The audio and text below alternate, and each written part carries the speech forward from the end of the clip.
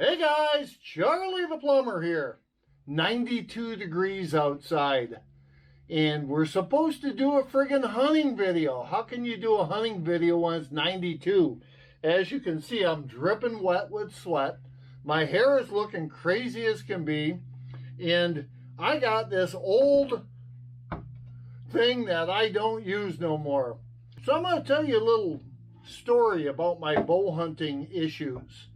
So years ago, obviously, everyone started out with their Darton SL50. You can see I use this so much, the stabilizer is loose. But so years ago, everyone started out with their Darton SL50. And then we went up to a couple of bows after that. We had different releases. You had the ball bearing releases. You had the pincher. You had the fingers that went on there.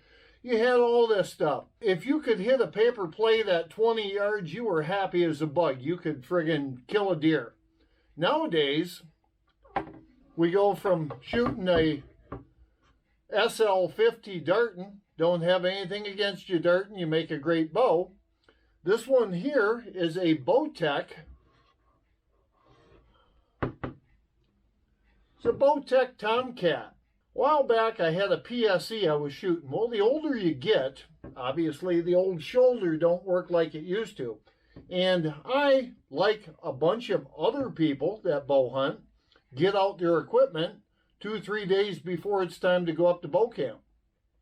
So I pulled out the old SL50, and I went to pull it back, and I heard pop. Something in my shoulder went, and I went, ooh, can't friggin' pull the bow back now.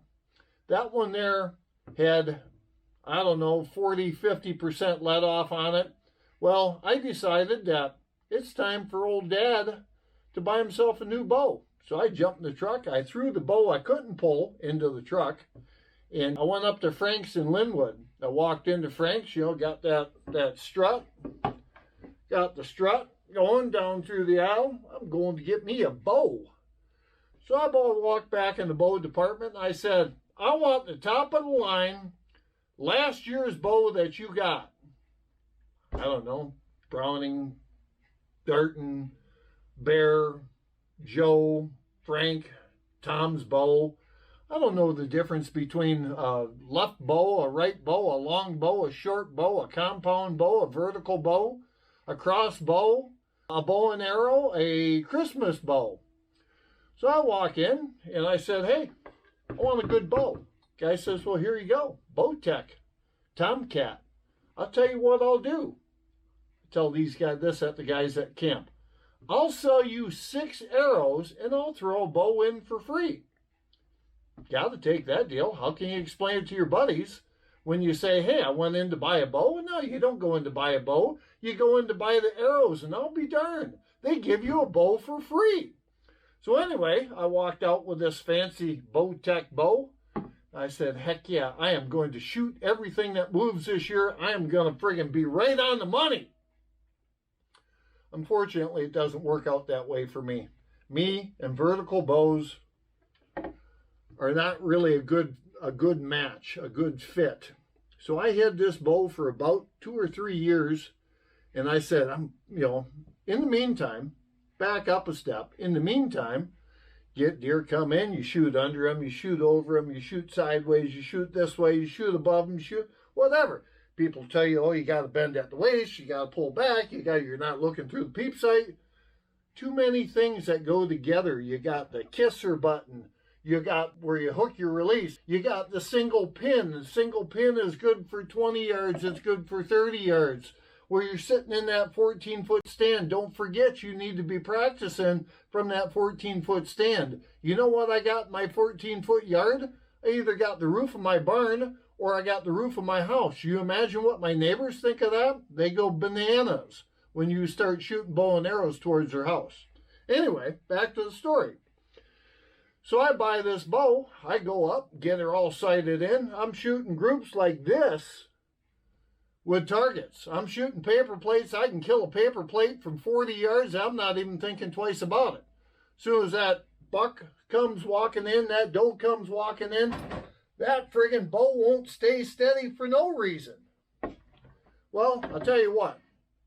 I told the guys at camp, I said, I'm getting rid of that stupid friggin' vertical bow. I don't care what I paid for it. I'm buying a crossbow. They pretty much belittled me and told me, you are not getting rid of that vertical compound bow until you shoot something with it. So I was bound to determine that day I was going out to shoot something with it. So next thing you know, I walk out, friggin' giant, biggest, littlest deer you ever seen come walking in, a little doe or what, maybe a big doe, and I shot that thing, spined it, and it fell down. Luckiest shot I've probably ever had with a friggin' bow. Gutted the thing out, come back to the camp. I threw that friggin' bow on the ground and I said, no more. I'm buying myself a crossbow. So, this comes to the story. Out with the vertical bow.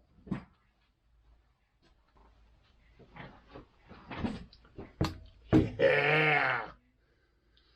In with the 10-point crossbow. Now, when I walked into Gander Mountain at the time, because, again, I had a pocket full of money, and I wasn't going up without a new compound bow. Don't worry about the sweat running down my forehead. Like I said, it's 92 degrees in here. And my producer stole my air conditioner that should be in the corner of this room. How many of your guys' kids steal your crap and don't bring it back? Anyway, so I went down and I bought myself a Stealth SS 10-point bow. At the time, $1,200. Guess what you get free when you buy them 6 arrows? You get a crossbow.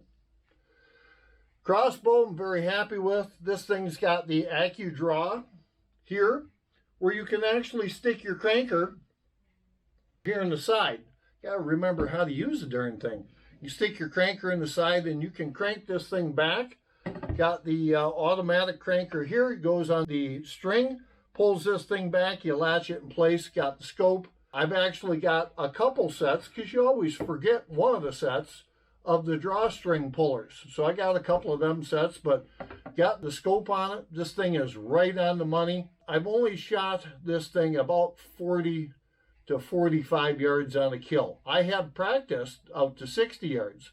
Brother of mine, not the carpenter brother, but the other one, just bought a brand new one. He was shooting 100 yards. I can't see 100 yards without glasses and a good scope, so I don't know what's going to happen with that. But anyway, so I want to give you my view on this 10-point bow. To me, this is a great bow. I've used it for about 5 years now. Very, very happy with it. Couple of things you got to worry about. One, when you're shooting this baby, don't wrap them fingers way up on that drawstring. Otherwise, you ain't going to have no fingers to worry about. Get them babies tucked in. Pull that thing up. I actually lay this buttstock right out the window of my Menards Booner blind, because I hunt out of a blind. I don't hunt out of a tree stand. I hunt out of a blind during bow season. Gets a little bit warm, but what the heck? It's 92 right now. It is a lighted scope. I don't like the lighted scope for this reason. It seems like a great idea, but when you turn that light on at nighttime or first thing in the morning, that's all you can see is that light. So if you can't see through the scope without the light, there ain't no sense even pulling it up. What I will do is I carry this sucker out. 32 more days I'll be having this thing out here. What I do is, I hate to say it, but I leave the bow in the shack when I leave because it's heavy. It's cumbersome. It's probably 10 to 12 pounds. And for an old guy to carry this thing back and forth, it's just not worth my aggravation. If a big giant buck comes out, I'll try to grab my camera out of my pocket, get a couple of pictures. Otherwise, the bow's staying in the blind. Just want to let you know, it's crossbow season. It's bow and arrow season. Vertical bow, long bow, short bow, stick bow, sticks and strings. Some people are great shots with that stuff. I'm a crossbow guy. I appreciate you guys that are shooting long bows and you're shooting vertical bows, because there is a knack to it. I don't have the knack, and I know that you guys do.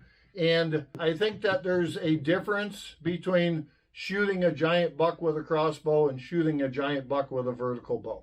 I'm not going to take that away from you guys. If you're shooting a big buck with a vertical bow, 2 thumbs up to you guys. It's not for everyone. In my opinion, the bow and arrow is the thing that you're going to use most. I carry my rifle 2 weeks out of the year. I carry my bow 4 weeks out of the year.